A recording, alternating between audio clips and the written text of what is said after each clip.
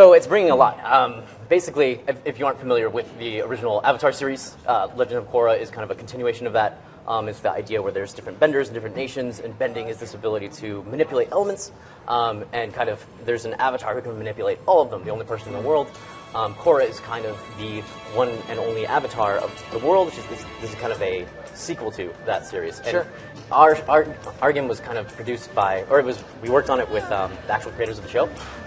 The head writer Tim Hedrick penned the story. We worked very closely with the creators to ensure that we're very close to, as close to the show as absolutely possible. Yeah, of course. Yeah. And then they've brought their exact flavor of acting to that brand while keeping with the world. So we're very excited. So does the game take place during a set season of the show? Is it set between two seasons? How does that work? It actually takes place right in between books 2 and 3. Okay. So there's a 2-week period in between, and that's what happens. Very cool.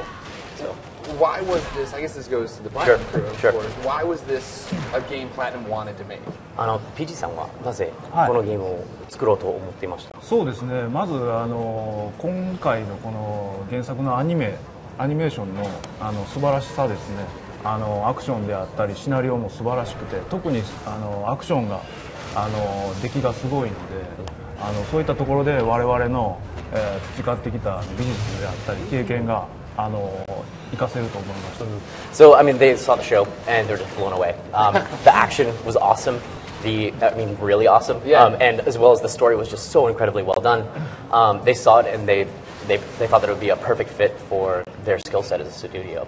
So I want to talk a little bit about the fact that what we see here, Korra, obviously not just for kids, but Sure. it is a cartoon. Yep. Platinum. When I think of Platinum, I think of Vanquish, and I think of Bayonetta, Sure. and I think of Mad World, and I think of these games where fools get ripped up and there's a lot of blood. Yeah. And now we're seeing this, and this is something you can play with your little cousin. You can both enjoy. So what was that like? Taking a step back and sort of making something for all ages. Okay. Yeah, I think that's a question for Shirahama-san, Yeah, the director of the definitely. project. So 以前の PG さんのゲームを考えると、結構血が派手に出てるっていうところが暴力的な表現が多いじゃないですか。今回はそういうわけにはいけなかったじゃないですか。そこら辺はどうなりました？初めは僕たちにこういう清らかなゲームが作れるのかなって心配だったんですけど、実際作ってみてみんなで画面を見て、こういう表現もアニメの表現もすごくいいねっていう、改めてアニメの表現って素晴らしいなっていうのを痛感しました、実感しました。So, I mean, they took a look at the show itself. I mean, they were a little bit, that was a concern for them as well, right? It wasn't necessarily what they'd always done. But they took a look at the show, and they figured it was something that they'd be able to do. And it was really awesome and right in line with the kind of, it's still totally up their alley. Sure. So, yeah. Talking about it being in line, I mean, how much is it in line with their fan base, I guess? You know what I mean? Like, it's Right. one of those things, I think, there's the Venn diagram, right, of like Platinum Games fan and Korra fan. There's got to be a pretty healthy intersection. I mean, were they expecting their audience to connect with it, and then were they really worried at all about living up to expectations? Sure. PG さんの、いろんなファンがいると思うんですけど、PG さんのファンであれば、どう思うと思いますか？やっぱりコラのファンとプラチナのファンはどっちもいると思いますので、どう反応してるか。多分触ってもらったらすぐに分かると思うんですけど、もうゲームはプラチナゲームのアクションです。So he's saying any Platinum fan that picks it up is going to know from the moment they do that it's a Platinum game. So, is it going to have that sort of the way something like Metal Gear Rising: Revengeance worked? There was like a very accessible sort of easy mode where you can get through the game if you just want to have the story. There's also the insane difficulty modes where you're just bashing your head against the wall and trying to master the combat. Is that same balance going to exist here in Korra? Absolutely. So it's going to start with an easy mode, there's going to be 2 options, casual mode and a normal mode. Normal being a normal Platinum Games fan mode. And then casual will be for, maybe you're a fan of the show, but you're not necessarily a third-person action gamer. So it's kind of that idea. So you can choose from whichever one you want, and then once you've beaten the game, you unlock extreme mode, which is all of the punishment you could possibly desire. Of course. It's Platinum, Yes. I'd imagine the same. For Atsushi, right here we're seeing, this new, basically on-rails running section. We just saw some fighting. How are you mixing up the gameplay mechanics that you're using, so it's not just the same thing over and over again? 今、長野走ってるところを見てるんですけど、これでちょっとその戦闘してるゲームプレイと違うじゃないですか。こういった感じも含めて、ゲームプレイをどうミックスしてるんでしょうか。そうですね、今回、今ご覧いただいているゲームっていうのはミニゲームとして、途中の、なんていうんですかね、スパイスというか、息抜きというかですね、そういった形で入ってるんですけども、今回ターゲットもかなり年齢層も低いので、こういったような途中にカジュアルというかそういうような遊びを入れてますね。So it's really kind of a blend of the harder core, well, the traditionally harder core fighting style, as well as that kind of a mini game. There's several, but basically the idea is that you kind of use that to mix up the fighting sequence, so you're just not fighting all the time. Sure. And it's just kind of a fun thing. The fans are really big into it, into the whole Naga thing. Oh, yeah. We have had great reactions. So. I feel like 2 months ago, I never would have imagined, I'm very excited for this game, being excited for a Platinum game that's based off, a cartoon. But now I'm thinking, now I want a Platinum Power Rangers game, I want a Platinum He-Man game, Yeah. I want all of these cartoons I grew up with, and now I want Platinum to make them. Right.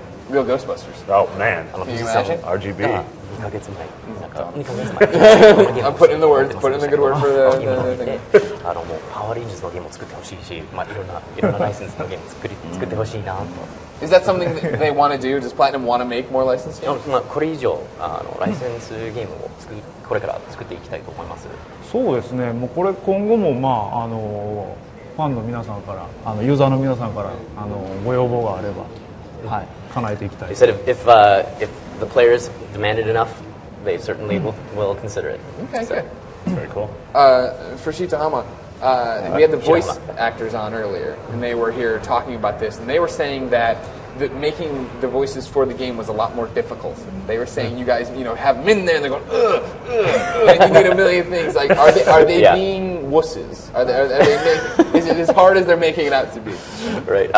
先ほど声優さんたちがここにいたみたいですけど、なんかゲームのための収録はいろいろ大変なところがあって、なんかみたいなことをたくさんしなきゃいけなくて、でそのみんながもう弱いやつだけなんか本当に大変だったと思いますか？大変だったと思います。だからいろんなパワーを表現するためにはいろんなダメージを表現しなきゃいけないですね。そのためにいろんなダメージのボイスが必要だったんです。だから楽しみにしててください。He said he doesn't think they're wusses. There's a lot of The political answer. yeah. Well, I mean, there was a lot of different forms of damage in this game, and we needed appropriate VO for all those different forms, and there were quite a few. So, yeah, that's how it ended up. For Robert, on Activision's side, Yeah. why was this a game they wanted to publish? Why was this something that they felt needed to come to market? Yeah, I think it speaks for itself. I mean, it's just such an incredible series, and we've had a great relationship with Nickelodeon since way back in the day. We did SpongeBob with them. We've done all kinds of things. But so basically, they said they were thinking of doing a game of Legend of Korra, and we're like, that sounds awesome. And then I remember we have a business guy who goes around and talks to developers and sees who's available, and I know Platinum Games was on the list. And they were like, so what do you guys think? Here's our list of potential developers. I was like, are you serious? Yeah. They're really on there? I don't think we need to think about this anymore, guys. Let's just talk to them right now. Right. So that was kind of how it went. And they saw it and they loved it just as much as we did. So it just kind of worked out. That's great. Yeah. Traditionally, Platinum obviously has released the $60 box retail, Sure. video game, and now this is a downloadable title. It's stupidly cheaper than $60. Right.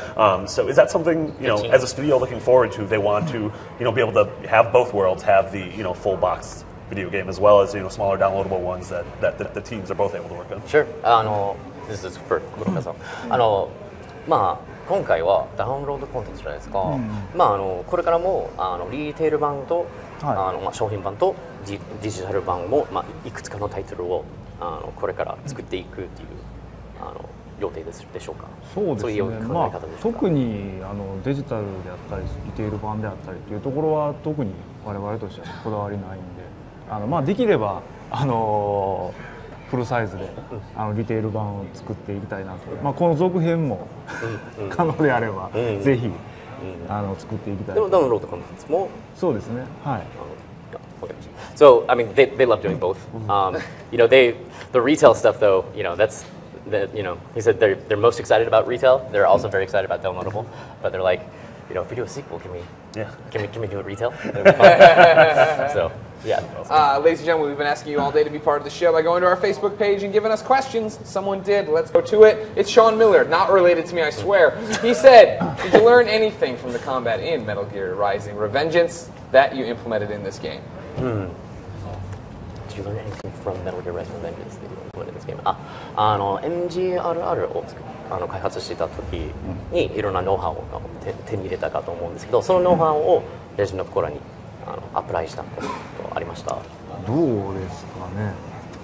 まあ言っていいのか分かんないですけど、基本的にこのゲームエンジンの部分に関してはかなり参考にするべきところがたくさんありましたね。でゲームに関しては、まあ、その軍事系のゲームとこっちはそのコーラという少女のベンディング修行というゲームなんで全く違うんですけど、別ですね。技術的なベースという意味では共通していると思います。So from a technological standpoint, they're working with their engine that they also use for Metal Gear Rising. So definitely, there's a lot of like the tech, the stuff that's not necessarily on the surface, is definitely from learnings on Metal Gear Rising. But in terms of gameplay, I mean, it's just so different that it wasn't necessarily, there wasn't anything that you could say directly came from that title. Sure. But yeah, so that's pretty much it.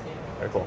Robert, you want to run me through the bullet points on the game? Like how many? Sure. How long is it? Sure. How long? How many levels? How many characters? Multiplayer? Online? Offline? Sure. Is it in the cloud? Does it have saves?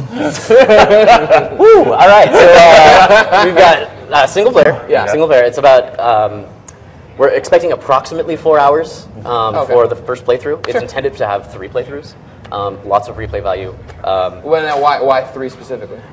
So there's various reasons, but the first time through is like you'll unlock the majority of the moves. The second time through is you're going to start getting some of the high-level items. There's a whole economy system and there's a store. You're going to start getting some of the high-level items, and then the third time through, you're going to have to use everything that you had in order to get anywhere, because we're expecting you'll play that on extreme. Yeah. And it's going to be pretty intense. So, and particularly in the first time through, a lot of so the story is that your abilities get blocked by a mysterious villain that we haven't revealed yet. Sure. And so you spend some of that in the beginning without all of your powers, and so you eventually have to get them back. And so once you've beaten it once, then you start the whole game with all your powers. Gotcha. So that's kind of, and it becomes a whole different deal when you've got everything. Yeah, I bet, especially with the higher difficulty and stuff. So it's. We're expecting players will spend quite a long time on it. There's also another mode called Pro Bend, which is based on Pro Bending, which is the official sport that was featured very prominently in Korra Book 1.